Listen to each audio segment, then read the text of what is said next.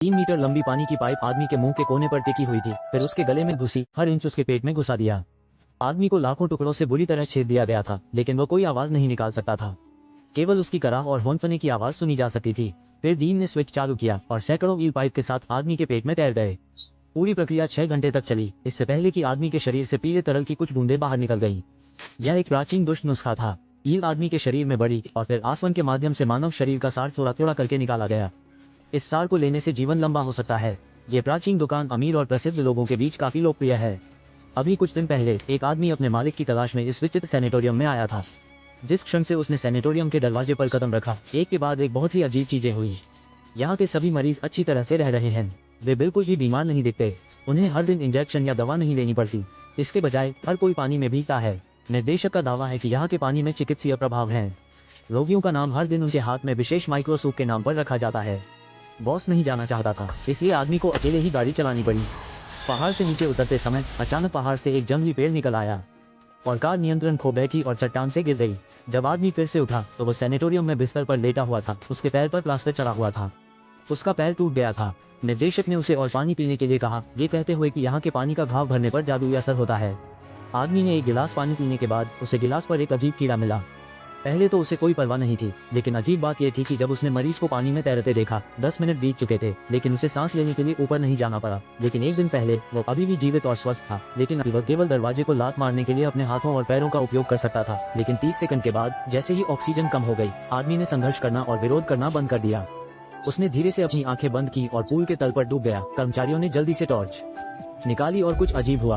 पानी में मौजूद ईल बिना किसी निशान के गायब हो गई। डीन ने समझाया कि इस पुल को खास तरीके से उपचारित किया गया है और यह शरीर में अस्थायी रूप से भ्रम पैदा करेगा। आदमी संदेह के साथ अपने कमरे में लौटा, लेकिन सुना शौचालय के सिंक से एक अजीब सी आवाज आई। उसने ढक्कन को सावधानी से खोला और अगले ही सेकंड में सिंक से बड़ी मात्रा में ईल बाहर निकल आए। वो डर गया और जांच करने के लिए पास जाना चाहता था, लेकिन ईल फिर से गायब हो गए। उसने शौचालय को भी तोड़ दिया और उन्हें नहीं पाया। इससे भी अधिक विचित्र बात यह थी कि उसने पाया कि उसका पैर टूटा नहीं था और उसके पैर पर प्लास्टर सिर्फ 1 ग्राम था।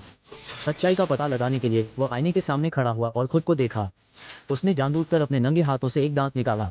जब नर्स उसका इलाज कर रही थी तो वो अंधेरे तहखाने में फिसल गया, लेकिन उसने जो देखा उससे वो पूरी तरह से चौंक गया।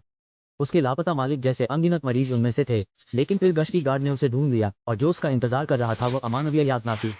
आदमी को बिस्तर से बांध दिया गया और फिर डॉक्टर ने उसका मुंह खोला। हाथ में ड्रिल लिए डॉक्टर ने एनेस्थीसिया नहीं दिया और सीधे उसके दांत में छेद कर दिया। इसके बाद आदमी को बेसमेंट से भागने का मौका मिला। उसने महिला के ड्राइवर को उसे पुलिस स्टेशन ले जाने के लिए मजबूर किया। उसने शेरिफ को बताया कि सैनिटोरियम में ईल का इस्तेमाल करके मानव शरीर से सार निकालने के लिए किया जाता है। हालांकि उसने कभी उम्मीद नहीं की थी कि पुलिस प्रमुख और डीन पहले से ही एक दूसरे के साथ मिलीभगत कर चुके हैं। वापस लौटते समय डीन ने पहले ही लोगों को उसका पीछा करने के लिए बुला लिया था। फिर उसे वापस सैनिटोरियम में पकड़ लिया गया और उसके शरीर में अनगिनत ईल फ्राई डालना शुरू कर दिया। अमानवीय व्यवहार सहने के बाद वो कोने में खड़ा देखता रहा कि डॉक्टर कमर की चोट में एक लाश को धकेल रहा है। एक पल में हजारों ईल आकर्षित हो गए और लाश हड्डियों के एक तालाब में बदल गई। आदमी को होश आया और उसने पाया कि सैनिटोरियम, जिसमें रोगियों की अंतहीन आपूर्ति थी, अंततः मम्मी में बदल गई और ईल को खिलाने के लिए इस्तेमाल की गई। हालांकि गुफा में पूल में एक सफेद पोशाक में एक लड़की खड़ी थी। वो डीन की जैविक बेटी थी। यह विकृत डीन एक पिशाच निकला। अपने वंश को शुद्ध करने के लिए उसने वास्तव में घंटी बजाई। आदमी डीन को रोकना चाहता था, लेकिन आदमी अच्छी तरह से तैयार था। उसने पहले से ही जमीन पर गैसोलीन छिड़का और फिर निर्देशक पर लाइटर फेंक दिया। वो तुरंत जलकर राख हो गया। अंत में वो लड़की के साथ सैनिटोरियम से भाग गया। निर्देशक की मृत्यु के बाद वो दुनिया का एकमात्र व्यक्ति बन गया जो शाश्वत जीवन का रहस्य जानता था। क्या इसका मतलब ये है कि त्रासदी अभी खत्म नहीं हुई है? शायद सैनिटोरियम जल्द ही फिर से खुल जाएगा।